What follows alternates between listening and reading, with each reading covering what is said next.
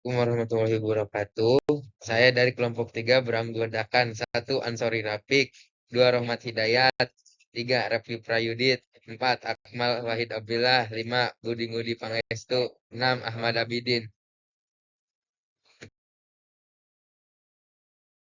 Kelompok saya akan mempresentasikan larutan hidrolis garam. Definisi hidrolis sendiri berasal dari kata hidro dan lisis, yang jika diartikan kata per kata menjadi air dan penguraian.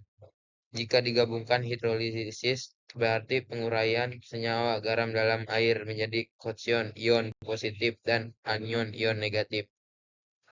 Hidrolis garam adalah proses di mana ion-ion dari garam bereaksi dengan udara untuk membentuk asam dan basa. Proses ini mengubah pH larutan bergantung pada sifat asam dan basa dari ion-ion yang dihasilkan.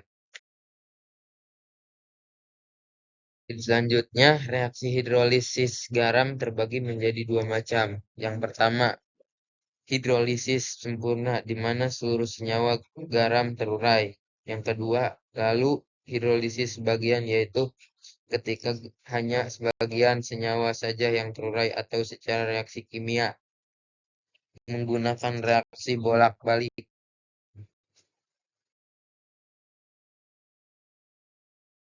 Garam berikut yang tidak mengalami hidrolisis. Yang pertama, NaCl, natrium klorida. Yang kedua, KCl, kalium klorida. Yang ketiga, KN03, kalium nitrat. 5.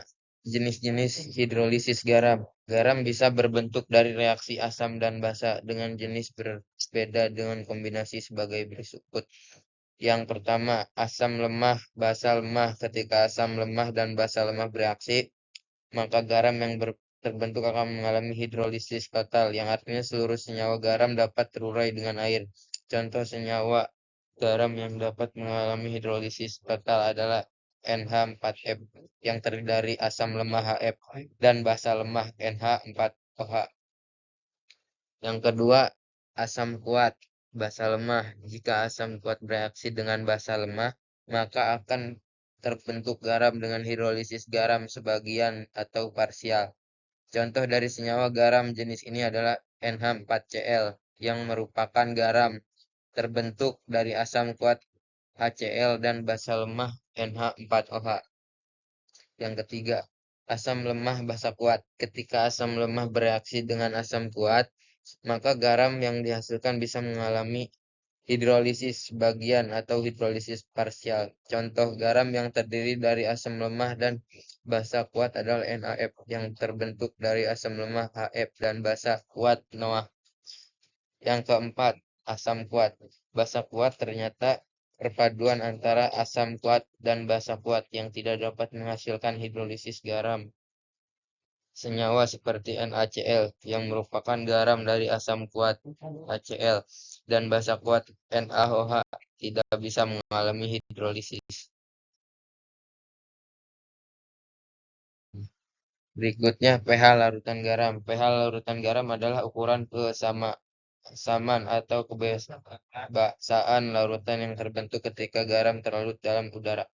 pH tersebut bergantung pada apakah garam berasal dari 1. Asam kuat, 2. Asam lemah dan basa kuat, 3. Asam kuat dan basa lemah, 4. Asam lemah.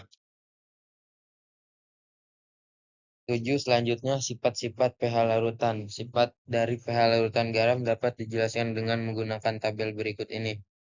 Nomor 1. Sifat asam, kuat. Sifat basa, lemah.